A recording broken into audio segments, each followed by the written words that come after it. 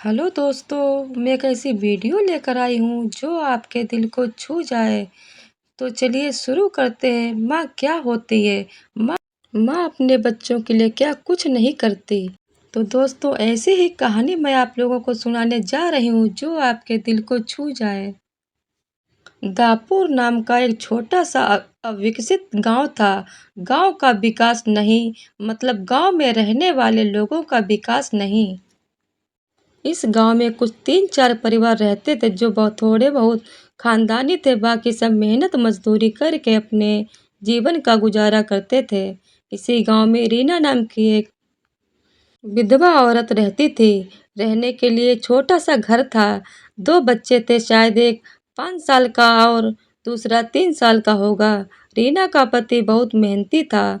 वो रीना को कभी भी किसी चीज की कमी महसूस नहीं होने देता था, या कैसे भी हालातों में एक दूसरे का साथ नहीं छोड़ते थे।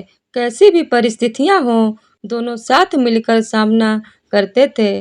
पर कौन जाने किस पर कौन सा अनर्थ कब आ जाए। रीना के जीवन में ऐसी घटना घटी कि उसी घटना ने रीना के पति को रीना से छीन लिया। रीना को पति के गुजरने के बाद ऐसा लगने लगा कि मैं जिंदा तो हूँ, पर मुझ में जान नहीं है।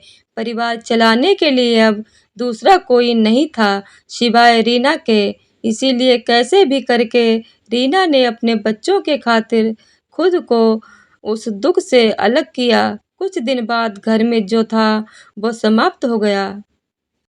अब खुद क्या खाए और अपने छोटे बच्चों को क्या खिलाए, ये समस्या उसके सामने खड़ी हो गई।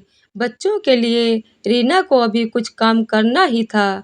इसीलिए रीना अपने दोनों बच्चों के साथ में लेकर जहाँ काम मिलता वहीं जाया करती थी, और दिन भर मेहनत करके जो भी मजदूरी मिलती उससे अपना और अपने बच्चों का पेट भरती थी। ऐसे ही समय बीतता गया और चलता रहा। लेकिन एक दिन रीना को शरीर में थोड़ी कमजोरी महसूस होने लगी।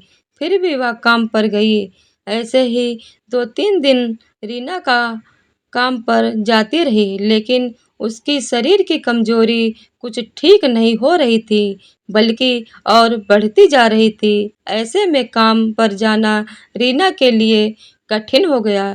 रीना बहुत चिंतित रहने लगी। अगर काम पर नहीं गई तो मेरे बच्चे भूखे मर जाएंगे। उसी चिंता ने रीना को और कमजोर कर दिया। इतनी कमजोर कि उठने बैठने के लिए लकड़ी का सहारा लेना पड़ता था। इस कारण उसके बच्चे भूखे मर रहे थे। खाने को कुछ न मिलने के कारण और अपने बच्चों को भूखे मरते देखकर वह लकड़ी की सहायता से आज यहाँ से कुछ मांगा तो अगले दिन दूसरी ओर से कुछ मांग के अपने बच्चों को खिलाती थी, पर खुद भूखी सो जाती थी। ऐसे ही एक दिन वह खुद नहीं जा सकती थी, इसीलिए अपने बच्चों को समझा के खाने के लिए कुछ मांगने के लिए गांव में भेज देती है। कुछ समय बाद बच्चे 2 चपाती और थोड़ी सी सब्जी लेकर लौटते हैं। 2 चपाती से 3 लोग कैसे भूख से तृप्त होंगे। इसीलिए वो 2 चपाती दोनों बच्चों को खिला देती है और खुद भूखी सो जाती है। बरसात का समय था। बिजली न होने के कारण घर में अंधेरा छाया हुआ था। अंधेरे में ही वह अपने बच्चों को एक कमरे में सुला देती है और वह दूसरे कमरे में जाकर सो जाती है। रात को तेज बारिश होती है और बिजलियां जोर से कड़कड़ाती हैं। रीना को थोड़ी आराम मिलती है, इसीलिए वह गहरी नींद में पड़ जाती है। ऐसे में रीना को एक सपना दिखाई देता है। वह एकदम तंदुरुस्त हो गई है, काम पर जाती है। वह सोचती है अपने बच्चों को काफी समय से अच्छा कुछ नहीं खिलाया, इसीलिए वह अपने बच्चों के लिए स्वादिष्ट खाना बनाती है। बाद में अपने बच्चों और वह साथ में बैठकर खाना खाकर सो जाते हैं। आगे सपने में रीना ने देखा उसके बच्चे जिस कमरे में सोए हुए थे उस कमरे का छत गिर जाती है और उसके दोनों बच्चे मर जाते हैं। सपने में से रीना एकदम उठकर खड़ी हो जाती है, जान में जान आ जाती है और अंधेरे में ही अपने बच्चों के कमरे की ओर चल पड़ती है। कमरे में जाकर अपने बच्चों को देखकर रीना चैन की सांस लेती है और उसी समय रीना को शरीर में ज़्यादा कमजोरी महसूस होती है, जिससे वह नीचे गिर जाती है और फिर वहाँ से उठ ही नहीं पाती है।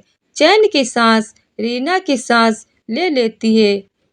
दोस्तों, यही होती है माँ। माँ की ममता जो मरते दम तक अपने बच्चों के खातिर जीने का जुनून रखती है। दोस्तों, यह छोटी सी कहानी आपको कैसी लगी? अपने विचारों को हमारे साथ ज़रूर शेयर करें। अगर पसंद आई हो तो वीडियो को लाइक, शेयर और चैनल को सब्सक्राइब ज़रूर करिएगा। धन्यवाद।